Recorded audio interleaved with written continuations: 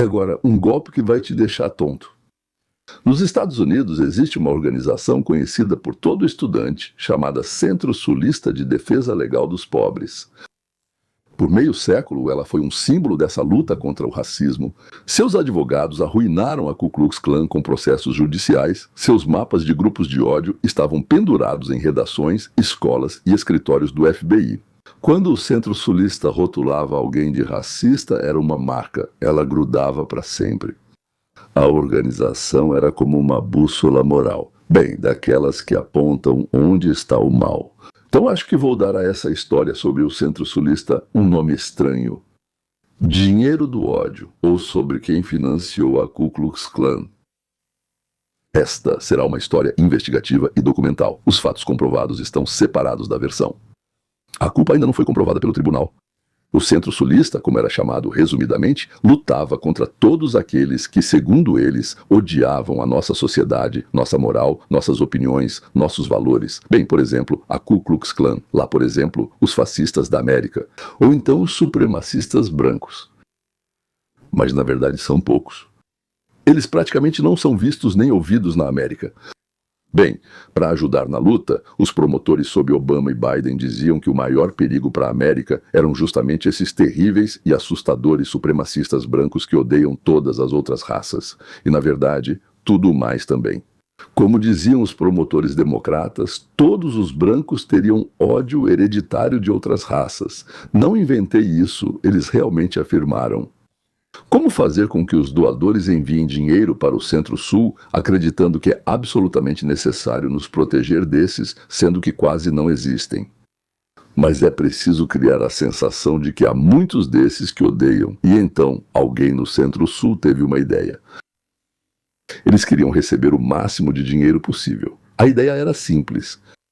Era óbvia. Uma vez, Charlie Chaplin, no filme O Garoto, mandou Jack Coogan quebrar vidraças. Mandava, não é? Depois ele limpava e consertava os vidros, pois era vidraceiro e muito limpo. Se ninguém quebrasse os vidros, Charlie não teria o que comer. Bom, talvez até tivesse, mas menos do que ele gostaria. E antes disso, temos mais um assunto absolutamente incrível sobre como o Ministério Público dos Estados Unidos tem, nos últimos 2 ou 3 meses, perseguido e punido amplamente os ladrões do Partido Democrata. Isso não dá para deixar passar. Vamos começar com aqueles que, digamos, financiavam os fascistas e depois falaremos sobre aqueles que roubaram bilhões de nós. Finalmente, senhores, chegou a nossa vez de comemorar. Agora vou contar tudo em ordem. Então, tudo começou com um número que não batia. O auditor, cujo nome nunca apareceu em documentos públicos, olhou para o relatório financeiro de uma das organizações de direitos humanos mais respeitadas da América e percebeu bem uma coisa estranha. O dinheiro estava indo para lugares onde não deveria ir. Ele estava indo para lugares tão estranhos que os documentos foram encaminhados para a promotoria, de lá para a investigação. Os investigadores concluíram que era um erro e decidiram analisar, pois isso não poderia acontecer. Mas já muito em breve, em 21 de abril de 1926, o chamado Grande Júri no estado do Alabama confirmou fraude usando meios eletrônicos de comunicação, declarações falsas ao Banco Federal e conspiração para a lavagem de dinheiro. Mas isso ainda não era o mais importante. Isso estava longe de ser o mais importante. Quem é o acusado? Todo o Centro-Sul. A versão apresentada pelos promotores soava como um roteiro difícil de acreditar. De 2014 a 2023, afirma a acusação, o Centro-Sul transferiu secretamente mais de 3 milhões de dólares de dinheiro doado por pessoas que acreditavam estar lutando contra o ódio. Para quem eles transferiram esse dinheiro? Para pessoas ligadas a grupos extremistas violentos. Para onde? E essas pessoas para quem o dinheiro era transferido, elas são membros da Ku Klux Klan, Nação Ariana, Partido Nacional Socialista da América, são nazistas americanos. Ou seja, os mesmos grupos que o Centro-Sul denunciava publicamente em seu site estavam recebendo dinheiro do Centro-Sul. Com uma mão, a organização apontava para os monstros, aqui estão eles, e são terríveis. E com a outra, bem, segundo a investigação, alimentava esses monstros. O Centro-Sul organizava o racismo para justificar sua própria existência, declarou o procurador-geral interino Todd Blanche. Essa é a formulação da acusação, forte, condenatória. feita para manchetes. Aqui é necessário pausar. Essa é a versão dos promotores, não uma sentença comprovada pelo tribunal. Mas mesmo como versão, ela levanta uma questão que, como dizem, faz gelar a espinha. E aqueles que têm pelos nas costas, os pelos ficam arrepiados. Uma organização de direitos humanos tem esse direito? Ela vive da luta contra o ódio. O que acontece quando o ódio se torna escasso? Senhores, isso é ao mesmo tempo engraçado e assustador. Eles começam a aumentar o máximo possível a quantidade de ódio e, se possível, também a sua qualidade. Fica tanto ódio que o país inteiro fica horrorizado. E os doadores mandam dinheiro porque, se você não mandar, ainda vai ser pouco. Porque é uma quantidade enorme de ódio. Isso já precisa ser parado. O Centro Sulista ela acabou se tornando um excelente organizador do ódio. A quantidade de ódio que eles produziram superou em muito tudo o que a Ku Klux Klan, mais os nacional-socialistas, mais os nazistas americanos produziram em toda a sua existência. E o dinheiro começou a fluir para o Centro Sulista como um rio. Aqui terminava a lógica sombria que cria acusações. O mal virou mercadoria. O mal dele era apresentado para pessoas boas e corretas, para que elas dessem dinheiro para lutar contra o mal. Parte desse dinheiro era usada para pagar o próprio mal. O Centro Sulista levantava fundos para enfrentar grupos de ódio. Quanto mais assustadores os grupos, mais dinheiro as pessoas doam. Então, como descobrir que eles são assustadores? Eles fazem cruzes, queimam e recrutam novos membros. Quanto mais convincente for o apelo aos doadores, maior será o cheque, não é verdade? Mas na América do século XXI, a Klan é um punhado de velhos de lençol, uma sombra do que já foi. Não há uma demanda real pelo ódio deles. E então, segundo a acusação, a oferta, ou seja, a marcha com capuzes brancos, cruzes em chamas, cartazes e até discursos escritos por redatores bem pagos começaram a ser criados artificialmente e distribuídos para todos esses caras.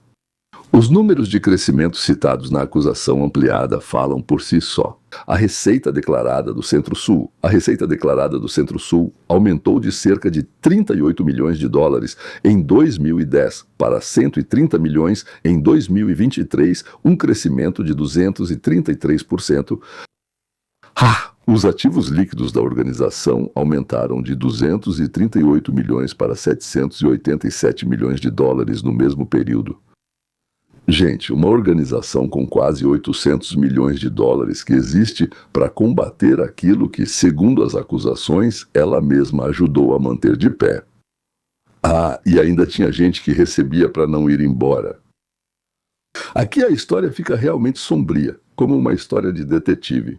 Segundo a acusação, entre aqueles que recebiam dinheiro dos doadores, havia pessoas que queriam sair desse movimento, de todos esses movimentos.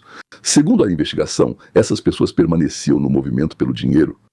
O Centro do Sul pagava a eles milhares de dólares para que permanecessem dentro dos grupos de ódio. Não para tirá-los de lá, mas para que de jeito nenhum saíssem. Pela lógica da acusação, era para que o grupo não se desfizesse, para que houvesse pessoas sobre quem escrever relatórios, para que o mapa do ódio continuasse cheio de pontos. Para que o doador, ao abrir a carta com o pedido de doação, visse ameaça, ameaça, ameaça por todo lado. Se você não der dinheiro para a luta, então o homem que queria sair das trevas, nessa versão, se transformava em uma linha de receita. E um cenário para o espetáculo, que acontecia para a arrecadação, e para que o espetáculo não fosse revelado, afinal, é preciso uma história de cobertura. Toda boa história de detetive se sustenta em um detalhe que revela toda a estrutura. Aqui esse detalhe foi uma empresa fictícia. Os promotores afirmam. Um funcionário do centro instruiu os beneficiários do dinheiro sobre o que deveriam responder caso alguém perguntasse sobre a origem de sua renda. Diga que você trabalha para uma empresa chamada Livros Raros. Diga que você ajuda estudantes universitários com pesquisas e trabalhos escritos. Livros Raros.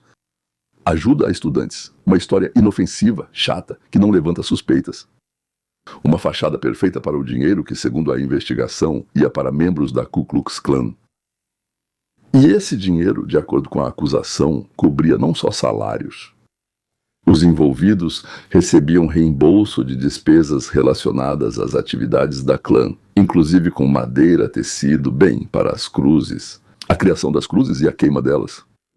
Esses gastos eram reembolsados para eles, então eles gastavam com isso, depois apresentavam as notas e recebiam o dinheiro de volta. Ou seja, o Centro do Sul pagava aos seus funcionários. Bem, eram funcionários deles, pagavam salário, por isso eram funcionários secretos, é verdade. Para que eles comprassem tábuas, fabricassem cruzes com elas, depois compravam querosene ou algo assim, e derramavam sobre essas cruzes. Instalavam, queimavam e recebiam pelo material e pelo seu trabalho reembolso de despesas e salário mensal. Pense nessa contabilidade. Recibo da lenha. Para a cruz em chamas, reembolsos foram apresentados e pagos, segundo a acusação, com dinheiro de pessoas que doaram para que essas cruzes não queimassem mais em nenhum lugar. Legal. Dizem que parte dos fundos era usada para fazer capuzes brancos do clã e recrutar novos membros. Diziam, aqui você pode ganhar dinheiro. Ou seja, ninguém naquele Ku Klux Klan queria mais queimar nada. E o Centro-Sul dizia, não, vocês vão queimar, e pagava para eles fazerem isso, e os obrigava a fazer isso. Um símbolo de ódio, pago com o dinheiro daqueles que odiavam o ódio. Existe acusação mais cruelmente irônica? Bem, é difícil imaginar, não é? Agora vem a parte mais polêmica da história. Ou seja, aqui é preciso máxima honestidade. Muitos perguntam, por que tudo isso veio à tona agora, em 2026? Por que durante anos na administração anterior nada aconteceu? Por que não há uma resposta comprovada direta? A afirmação de que, sob Biden, a investigação foi conduzida e depois encerrada ou abafada nos documentos públicos não é confirmada. Essa é uma questão em aberto, não fatos estabelecidos. Apresentá-lo de outra forma seria mentir, mas o rastro que os legisladores estão seguindo existe. O presidente do Comitê Judiciário da Câmara dos Deputados, Jim Jordan, enviou uma carta ao chefe interino do Centro-Sul exigindo a apresentação de documentos e correspondências, inclusive com qualquer pessoa. Organização ou administração Biden-Harris, qualquer organização que esteja ligada a Biden-Harris. Para que fique claro, mesmo que eles destruam tudo isso, quero dizer, a correspondência. E se houver uma decisão judicial, qualquer empresa de comunicações, que prestava serviço ao Centro-Sul, será obrigada a fornecer tudo o que tiver. E eles têm tudo o que havia. Nada, por assim dizer, desaparece. O que está por trás disso? Uma manobra política, uma pista real ou nada? Apenas o tempo dirá. Hoje, isso ainda é uma pergunta que por enquanto permanece no ar. Uma suspeita que ainda precisa ser confirmada ou refutada. Um bom detetive é honesto com o leitor. Aqui temos um fato, e aqui, por enquanto, apenas uma sombra na parede. E não sabemos, portanto, quem a projeta e como. O Centro do Sul, é claro, nega categoricamente qualquer culpa. A organização chama as acusações de falsas e afirma que o governo distorce grosseiramente a essência do seu trabalho. Segundo eles, tudo isso não é financiamento de um clã, mas sim um trabalho clássico com informantes. Ou seja, eles gastaram 5 milhões de dólares para manter informantes. Fontes pagas eram infiltradas em grupos extremistas, coletavam informações internamente e as repassavam para as autoridades, incluindo o FBI. Supostamente ajuda a prevenir violência e impedir crimes. Em outras palavras, o que a acusação chama de alimentar o ódio, a defesa chama de inteligência contra o ódio. Ou seja, o mesmo dinheiro e as mesmas pessoas, mas em uma versão é patrocínio ao clã e na outra é uma operação para miná-lo internamente. A acusação rebate as alegações. O procurador-geral Blanche afirmou que não há provas de que o grupo compartilhou as informações com as autoridades. A defesa nega e diz que houve compartilhamento. O tribunal decidirá quem está certo. Não é coletiva de imprensa, manchete ou postagem em rede social. É o tribunal, onde provas são apresentadas, não só declaradas. Hoje temos diante de nós acusações, sérias, detalhadas. Aparentemente baseiam-se em documentos financeiros, mas continuam sendo só acusações. A presunção de inocência não existe só para as pessoas de quem gostamos, ela existe também para aqueles de quem não gostamos. Caso contrário, ela simplesmente não existe. E mesmo assim, nessa história há algo que vai além de um único processo judicial e faz a gente refletir. Por meio século, o Centro-Sul teve um poder assustador, a capacidade de marcar alguém para sempre. Chamar uma organização de grupo de ódio significava excluir todos os seus membros da sociedade respeitável. Essa marca custava emprego, reputação e, às vezes, segurança às pessoas. E essa marca era colocada por uma organização que, como agora afirma a acusação, podia criar o próprio ódio que depois condenava. Segundo a investigação, quem recebia pagamentos secretos era publicamente chamado de uma das piores pessoas dos Estados Unidos, usando seus próprios nomes, com quem era necessário lutar, e ganhavam dinheiro com essa luta. Se isso for verdade, então não estamos apenas diante de um crime financeiro, mas diante de uma máquina que produzia medo e vendia a salvação do medo. Isso é o que é importante entender. E essa pode ser a principal lição. O perigo não está em uma organização específica. O perigo está no próprio modelo, em que alguém recebe dinheiro e poder por apontar um inimigo para a sociedade. Nesse modelo sempre existem tentações. Se os inimigos começam a ficar escassos, eles passam a ser alimentados. Às vezes até inventam inimigos. Há uma proteção contra essa tentação, e ela é mais simples do que parece. Não acredite nos rótulos cegamente, ponto. Pergunte quem está colocando e por quê. Exija fatos, não uma sentença. Não uma sentença e um comunicado de imprensa. Separe o que foi comprovado do que foi declarado. Sempre, para todos os lados. Inclusive para quem nos é simpático. Esse caso ainda não está encerrado. Quero dizer, com o Centro do Sul. O júri ainda não deu seu veredito. Mas mesmo agora, na fase de acusação, ela já fez uma coisa boa. Lembrou que é preciso fazer perguntas a todos. Especialmente àqueles que se autoproclamaram nossa consciência. A seta, a bússola deve ser verificada, mesmo que a bússola se chame de impecável, especialmente se ela mesma se chama de impecável. Bem, e agora? Agora, senhoras e senhores, vamos passar para outros criminosos que já foram capturados. Acusar. Alguns já têm decisão judicial, outros ainda estão em processo. Estamos acostumados à ideia de que nos Estados Unidos os peixes grandes não são presos. A lei só vale para peixes pequenos e pequenas lúcias, nunca para os grandes ou tubarões. Família? Eu mesmo já disse isso. Agora quero que vocês ouçam o que vou dizer a seguir. E lembrem-se da data, porque no final deste vídeo vou prometer algo para vocês. Essa promessa vai mudar a sua visão sobre os próximos 3 meses da política americana. Ouçam com atenção. Neste exato momento, enquanto vocês assistem a este vídeo, está acontecendo nos Estados Unidos a maior, a mais ampla operação de combate à fraude financeira de toda a história deste país. Ou seja, de toda a história do planeta. E por enquanto estão pegando isso mesmo, os pequenos e às vezes médios peixes. Mas é exatamente assim que isso funciona. É assim mesmo que isso funciona. Sempre foi assim que funcionou. Para chegar até o peixe grande, que tem muita proteção, primeiro é preciso pegar os pequenos e médios. Aquele que está no anzol e começa a falar. E eles têm o que contar sobre conexões com políticos, com funcionários de vários níveis, e é dessa pesca de pequenos e médios que aos poucos se constrói uma cadeia. Anzol após anzol. O peixe grande também deve ser fisgado. Espero anúncios sobre essas situações entre o final de julho e início de agosto deste ano. Por que justamente nesse período? É preciso tempo para desenvolver o caso antes das eleições, ou esse pode ser o segundo cenário. Vão segurar esses anúncios até o final de setembro, início de outubro, e farão o que nos Estados Unidos é chamado de surpresa de outubro. Falarei sobre isso depois. Agora, ao assunto. Vou ser sincero. Não vou contar para vocês uma história de que a América era perfeita e inocente antigamente. Não era. E no século passado, e há 30 anos, havia pessoas aqui que enganavam, manipulavam, desviavam, faziam trambiques, davam contratos para os seus, recebiam propina, recebiam suborno. Resumindo, este é um mundo antigo. Franz Oppenheimer disse há 100 anos que o ser humano tem 2 maneiras de obter benefícios. Econômico, produzir ou trocar. E político, tirar através do Estado. Onde há um grande caldeirão de dinheiro do Estado, sempre haverá alguém que vai colocar a mão nele. Na verdade, o que a SRA já indica é a próxima tarefa. Não deixar que se arrecade muito dinheiro do povo. Quanto menos dinheiro no caldeirão, menos pessoas vão querer esvaziá-lo. Na verdade, isso cresceu várias vezes, dezenas de vezes, não de forma geral. Isso cresceu sob uma administração específica. Com Obama, isso começou a ganhar força. Depois houve uma pequena pausa, e com Biden, floresceu em todo o seu esplendor. Um engano sistemático de bilhões e bilhões contra o Estado. E atenção, estou dizendo isso com cautela. Parece que alguém estava protegendo essas pessoas. De cima. E agora estão tentando chegar até esses de cima. Em russo, isso se chama Kryshevat.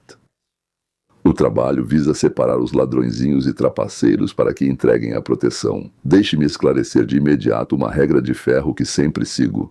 Eu separo rigorosamente o fato comprovado da versão. O que foi apresentado à pessoa, quero dizer, a acusação e a sentença, isso é um fato. O fato de que alguém de cima sabia e acobertava, isso é uma versão, uma hipótese, uma suspeita. Eu vou dizer toda vez onde é fato e onde é versão. Embora, é claro, alguém os acobertava. Mas vamos lidar com isso. 8 dos maiores casos. Primeiro caso, Mini Minnesota. Isso, na verdade, precisa ser compreendido. Uma organização sem fins lucrativos chamada Alimentando Nosso Futuro, um nome forte, supostamente alimentava crianças famintas durante a pandemia de Covid. O dinheiro era federal, vindo do Programa de Alimentação Infantil. O que aconteceu de verdade? A fundadora da organização, Amy Bock, foi considerada culpada pelo tribunal por fraude financeira e suborno e recebeu uma sentença. Senhoras e senhores, 500 meses de prisão, isso dá quase o quê? 42 anos, né? O tribunal a obrigou a pagar pessoalmente mais de 240 milhões de dólares em indenização. No total, mais de 250 milhões de dólares federais foram roubados por esse esquema e cerca de 50 milhões foram recuperados. Esse é um fato estabelecido pelo tribunal. Agora, pensem na mecânica disso. Pontos de alimentação fictícios, listas falsas de crianças, nomes inventados, milhares, dezenas de milhares, idades inventadas. Uma empresa, em poucos meses, relatou ter alimentado mais de 1 milhão de crianças que simplesmente não existiam. Inventaram 1 milhão de crianças. Agora começa a parte mais interessante, porque Amy Bock não é o fim da história. Isso, senhoras e senhores, é o começo. Em maio de 2026, o Ministério da Justiça acusou mais 15 pessoas de desviar fundos de programas sociais do Estado no valor, pelo que apuraram inicialmente, de 90 milhões de dólares. Entre eles, há 8 pessoas acusadas de fraude no programa de habitação. Bem, isso é oferta de moradia para, digamos, pessoas carentes, para pessoas com deficiência e coisas do tipo. Esse é um programa que deveria ajudar idosos e pessoas com deficiência a encontrar moradia estável. Deveria. O dinheiro do programa acabou completamente. Nenhuma pessoa com deficiência e nenhuma pessoa sem deficiência. Depois disso não havia mais saída. É isso. Caso 3, Califórnia. Em abril de 2026, um homem chamado Paul Randall se declarou culpado por desviar mais de 270 milhões de dólares do sistema Medicaid. Bem, medicina, né? Segundo os promotores, esse é um dos maiores esquemas desse tipo na história do estado da Califórnia. E aqui vai um detalhe que realmente, como dizem, dá arrepios. Pensa bem, essa é a 7ª vez dele. Condenação por fraude. A 7ª. Ele foi julgado 6 vezes. E nunca foi preso, embora tenha sido acusado de fraude. Bem, simplesmente não sei. Talvez fizesse menos coisas ou pagasse mais para alguém. Não sabemos o motivo. 6 vezes foi pego, 6 vezes foi acusado, 6 vezes foi julgado. Foi considerado ladrão e fraudador 6 vezes, mas nunca ficou um dia na cadeia. Maravilhoso. Como isso acontece? Caso número 4. Então chama-se caso Mohammed. Bem, Mohammed, né? Mais uma vez, comida infantil. Em março de 2026, 5 pessoas se declararam culpadas de roubo e lavagem de 14,5 milhões de dólares. Bem, coisa pouca, certo? Comparado com 280, isso aí é fichinha. E de onde? Daquele mesmo programa de alimentação infantil. Família e amigos, agindo através de uma empresa de alimentação com um nome bonito, inspirando os jovens. Bem, eles inspiravam os jovens, eles mostravam o caminho, iam na frente e mostravam o caminho. Em 9 meses, eles alimentaram mais de 1 milhão de crianças. Bem, no papel, certo? Listas falsas, de novo. Crianças inventadas, de novo. Idades inventadas, de novo. A culpa foi admitida. E agora vem o paradoxo, pelo qual vale a pena, digamos, parar por um segundo. Você acha que quanto mais o governo dá dinheiro para uma boa causa, mais coisas boas acontecem? Não, senhores. Pelo contrário, quanto mais nobre o lema, Lá vamos alimentar as crianças famintas. Respeitável. Vamos dar moradia para os deficientes? Vamos dar. À custa de quem? Vamos salvar os negócios na pandemia. De quem são? Por que salvá-los? Por quê? De onde virá o dinheiro? Certo? Está sendo organizado um enorme fluxo de dinheiro. Quanto maior o fluxo de dinheiro, quanto mais grossos os maços que são enviados, mais fraco é o controle. Como isso acontece, eu não sei. Mas isso é uma lei da natureza, por assim dizer. Quanto maior o fluxo de dinheiro, mais fraco é o controle. E mais gordo fica aquele mesmo instrumento político, segundo Oppenheimer. Um objetivo nobre funciona como uma camuflagem. Quem ousaria questionar quem alimenta as crianças e o futuro? Criticar defensores dos pobres é ser visto como sem coração. E é justamente sob essa cobertura, sob a bandeira da compaixão, que bilhões passam ao largo daqueles a quem supostamente se destinavam. Parabéns àqueles que os emitiram, pois sabiam que eles nunca chegariam ao destino. Lembre-se do paradoxo: programas nobres viraram esquemas convenientes para interesses. Não apesar da nobreza, mas graças a ela. Legendas feitas por Dima Torzok, caso 5, Delaware. Um estado separado. Então, o caso se chamava Salvando o Negócio. Em 21 de maio de 2026, um júri federal considerou 2 culpados, um homem da Carolina do Sul e uma mulher do Oregon, por um esquema que gerou mais de 9 milhões de dólares em auxílio empresarial. Ah, coisa pouca. Então tinha esse programa chamado PPP que foi criado durante a Covid. Ele foi feito para salvar empregos durante a pandemia. Eu já contei como isso era feito. Então registrava-se uma empresa. Nenhuma pessoa de verdade. Escreviam lá que trabalhavam 27 pessoas, iam no lugar certo, pegavam a quantia de dinheiro necessária. E para essa empresa eram destinados 200, 300, 500 mil dólares. Salvar empregos que nunca existiram lá na vida. É isso. Estava escrito que tudo foi verificado e estava certo, né? Então, usaram essa lei, ou como quer que se chamasse, esse decreto, para enviar pedidos falsos de empresas que não tinham nenhum funcionário de verdade. Ninguém verificava, ou seja, em outras palavras, ou o nosso governo age como completos tolos e idiotas em todo lugar, sem verificar nada. Eu preciso dizer uma coisa, eu lidei com eles sempre exigem provas. Ou seja, em outras palavras, por algum motivo, dessas pessoas específicas, para esses programas específicos, ninguém exigiu nenhuma prova. Agora eles foram condenados por júri. Caso 6, no Arizona, outro estado, sim. Então, lá é ainda mais interessante. Uma liga de basquete que nunca existiu também recebia ajuda do governo. Em abril de 2026, um cidadão dos Estados Unidos chamado Jamar Johnson. Bem, os nomes, espero que vocês percebam de onde vêm esses nomes, certo? Assumiu culpa por desviar mais de $1 milhão pelo mesmo programa PPP. Ele afirmou que administra uma liga amadora de beisebol. Não, de basquete. Desculpe, uma liga de basquete. Então, ele transferiu o dinheiro para a criptomoeda e enviou para mercados estrangeiros para esconder os rastros. Ele confessou a culpa, preste atenção a um detalhe. Cripto. Os promotores afirmam que após o roubo ser convertido em criptomoeda, rastrear torna-se quase impossível. Eles afirmam que o principal é impedir que o dinheiro saia do tesouro. Deve haver um sistema que identifique o golpista antes do pagamento.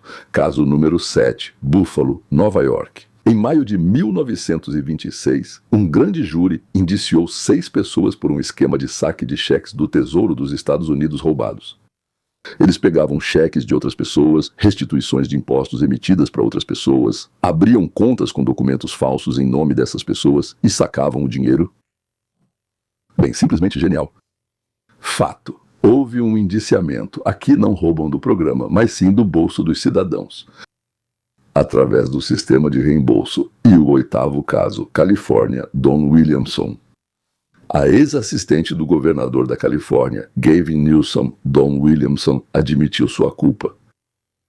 O que foi que ela fez? Junto com um cúmplice, ela montou um esquema para desviar dinheiro de uma conta de campanha inativa do ex-ministro da Saúde, cerca de $225 mil em pouco mais de 2 anos. Coisa pequena. Além disso, fraude com os mesmos empréstimos. Ela pediu para um conhecido fazer um contrato retroativo, fictício, é claro, para conseguir o direito ao empréstimo e ao seu perdão. Uau! Além disso, declarações de imposto falsas, onde as despesas pessoais, tipo bolsas, artigos de luxo, joias, eram incluídas. Voos em jato particular, férias no México, instalação de sistema de ar-condicionado em casa, centenas de milhares de dólares para parentes por trabalhos totalmente inexistentes eram registrados como despesas empresariais. Ele confessou e aguarda a sentença. O governador não é citado na acusação, o que destaco como fato. Ele não lida com essas coisas, isso é para assistentes e auxiliares. E repare, o que diferencia esse caso das primeiras famílias? Aqui o dinheiro não vai simplesmente para o bolso de alguém. Aqui, eles se entrelaçam com a máquina política. Contas de campanha, assistentes do governador, parentes em empregos fantasmas. Aqui está a ponte entre o peixe pequeno e a política, em 8 casos. Ou seja, não são 8, são 800. Eu só contei. Sim, espalhei por 8 estados, sim, e toda vez é a mesma estrutura. Um nome nobre, um fluxo de dinheiro público. Esse é o dinheiro que nós, que pagamos impostos, colocamos no tesouro. O sumiço desse dinheiro nos bolsos de alguém. Procroville diz indiretamente nunca houve nada assim antes, nem em escala, nem em velocidade. E agora tudo isso está vindo à tona. Finalmente, aqui é preciso reconhecer isso.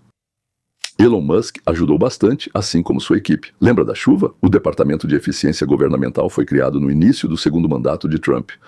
E no começo, quem liderava era justamente o Musk. Até 1º de janeiro de 1926, Chuva relatou uma economia de 215 bilhões de dólares. 215 bilhões de dólares. Você sabe o que isso significa por pessoa, incluindo as crianças pequenas que nasceram ontem? São 1.335 dólares para cada pessoa. Isso foi o que descobriram nos primeiros meses. O próprio Musk falou de forma figurativa. Perguntam como encontrar fraude no governo e eu respondo, é só ir em qualquer direção. Isso, como diriam os militares, é um ambiente rico em alvos. Vá em qualquer direção. Onde quer que você vá, há ladrões. Como dizem na Rússia, eles se entendem. Musk ficou nesse cargo por 4 meses, certo? E saiu. Mas o principal, eles continuaram cavando. Só pararam de alardear isso. O trabalho foi para o fundo, em silêncio, e com base no que a equipe do Musk descobriu, foi criada uma nova estrutura, já sob o vice-presidente dos Estados Unidos. Isso se chama Força-Tarefa da Casa Branca. Branca para a eliminação de fraudes. Bem, o grupo de trabalho da Casa Branca para a erradicação de fraudes, certo? Ela é liderada pelo vice-presidente J.D. Vance, e, na minha opinião, a observação mais reveladora foi o que Vance descobriu.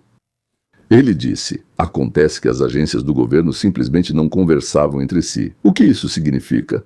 O Tesouro tinha provas de fraude financeira, mas não informou nada sobre isso ao Ministério da Justiça. Interessante, não é? O Ministério da Saúde tinha provas de fraude no Medicaid. Esses são os pagamentos para os doentes, digamos, para os pobres, idosos, pessoas com deficiência e assim por diante. Mas o Ministério não informou isso ao Tesouro. E por quê? Cada um ficava sentado em sua pilha de dados e por algum motivo ficava em silêncio. Aí você se pergunta, isso é estupidez ou é outra coisa? O grupo de Vance está mostrando aos americanos, na véspera das eleições, o que ocorreu durante todos esses anos sob o governo dos democratas. E a contagem já começou. Oficialmente anunciaram a suspensão de 260 milhões de dólares em pagamentos do Medicaid por suspeita de fraude. Acusações contra grupo por esquema de fraude imobiliária e empréstimos a idosos.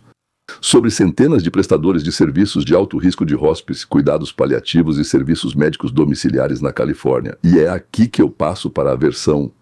Ou seja, enfatizo a versão, não o fato. Há uma suspeita séria de que nesses estados, bem, 8 na verdade, não são 8, mas 48. 48 especialmente onde um partido governa há décadas, os políticos do Partido Democrata ou sabiam do que estava acontecendo ou fechavam os olhos, bem, sabiam e fechavam os olhos, ou simplesmente protegiam em troca de dinheiro, ou talvez por apoio político, não sabemos, ou eram. E esses estão diretamente envolvidos, o que para mim dá no mesmo, na verdade. Não sabemos disso com certeza. Não estou afirmando isso, mas o que me preocupa é outra coisa. Parece que os informantes comentaram isso. Ou seja, pessoas surgiam em órgãos estatais, FBI, chefia, Ministério da Saúde, etc., dizendo: gente, o que está acontecendo? Olhem, 1, 2, 3. Sinais estavam sendo enviados. E em resposta, silêncio. Silêncio. Anos, nada. Nada foi feito. E isso indica uma de duas coisas. Ou essas pessoas não queriam mexer nesses esquemas. Por quê, né? Por quê, né? Ou então eles mesmos estavam de alguma forma envolvidos nisso e tiravam algum benefício disso. Não digo que era exatamente dinheiro, mas eles tinham algum benefício com isso. Terceira explicação. É difícil inventar uma razão para anos de inação diante de sinais claros. Eu, pelo menos, não consigo pensar em uma terceira opção de jeito nenhum. Um detalhe indireto para esse quadro. Quando o vice-presidente Vance convocou uma reunião do seu grupo de combate à fraude, compareceram 15 pessoas, então ele pediu que o procurador-geral do estado viesse até ele relatar a situação. Não foi uma ordem, já que ninguém pode dar ordens. Eles sabiam por que estavam indo. Chegam 15 procuradores-gerais, todos republicanos. Todos republicanos. E 2 dezenas de procuradores-gerais democratas não apareceram. O que eles disseram? O convite veio tarde. Talvez eles realmente não tenham conseguido chegar. Ou talvez seja outra versão que não é de Nova York. Eles não queriam participar da investigação sobre o que acontecia em seu próprio território, por medo de que a investigação chegasse a eles ou a seus chefes. E é aí que surge um enorme problema para o Partido Democrata. Uma questão separada da fraude, mas ligada a ela pela mesma lógica. Quando o velho grupo está comprometido, o partido começa a trazer novas caras. Pessoas que antes não participavam do seu governo. Bem, ali, em roubo, em fraude. Nesse tal de sangue novo, como dizem, não é? E às vezes eles trazem uns tipos que é de cair o queixo. O exemplo mais marcante e interessante. O candidato ao Senado pelo estado do Maine, Graham Platter. Vou explicar o que aqui é fato e o que é boato. Isso é fundamental. No corpo dele há uma tatuagem Totenkopf, Caveira da Morte. Um símbolo usado pelas tropas da SS da Alemanha nazista, inclusive pelo guarda e cônsul Guerre. Isso é confirmado por várias fotos. Ele gosta de mostrar o corpo dele. Platter afirma que não sabia nada sobre o significado nazista do símbolo. Absolutamente nada. E agora vêm as acusações. Eu as chamo de versões, depoimentos de testemunhas. Segundo o New York Times, várias ex-namoradas dele o acusaram de violência física e, como elas disseram, comportamento perturbador. Uma delas, Lindsay Fayfield, contou ao jornal que Platter sabia muito bem o significado da sua tatuagem e a chamava de meu Totenkopf. Meu Totenkopf, o que contradiz suas palavras sobre desconhecer o significado. Ela também descreveu episódios em que, segundo ela, ele a agarrava com tanta força que deixava marcas. Outras mulheres descreveram relacionamentos tóxicos, falaram sobre fantasias, violência e alcoolismo pesado. Sem é um bom candidato ao Senado? Sem Platter nega tudo isso e explica seu comportamento passado pelo estresse pós-traumático, depressão e álcool. Depois de servir no Iraque e no Afeganistão, um verdadeiro senador exemplar. Senador. Mais uma vez, as acusações das mulheres são a versão delas, o depoimento delas. Isso ainda não é uma sentença judicial. Mas o fato do símbolo nazista no corpo e o fato de que esses rumores pesados circulam em torno dele e a própria acusação já é algo preocupante. Eu diria assim, certo? Eu não diria isso. Muitos rumores circulam. Mas, de alguma forma, esses rumores se encaixam muito com ele, porque o temperamento dele é terrível, ele é explosivo. Além disso, as pessoas que serviram com ele também contam coisas nada agradáveis sobre ele, e por aí vai. E sabe o que é mais revelador? A senadora Elizabeth Warren, que antes chamava publicamente as tatuagens do ministro Hegseth de uma ameaça potencial, e ele não tinha nada de nazista ali, eram apenas algumas coisas, digamos, serviu no exército e fez algumas tatuagens relacionadas ao exército americano. E agora ela apoiou entusiasticamente Platter, chamando-o de verdadeiro. Ou seja, um padrão triplo, né? Nem é mais duplo. Isso já é um fato, são palavras dela mesma. Deus me livre de alguém assim no poder. Platter não é o único que o partido destaca por falta de opção. Vale a pena prestar atenção em quem mais estão indicando onde os rostos antigos já são conhecidos e queimados, mas sobre isso, senhoras e senhores, é uma conversa à parte. Se vocês tiverem interesse em analisar mais a fundo quem Dima Jin-Partia está indicando neste ciclo, escrevam nos comentários. Candidatos, vamos fazer uma análise separada. Bom, já tomei bastante do seu tempo, por assim dizer. Espero que tenha sido interessante para você. Até a próxima.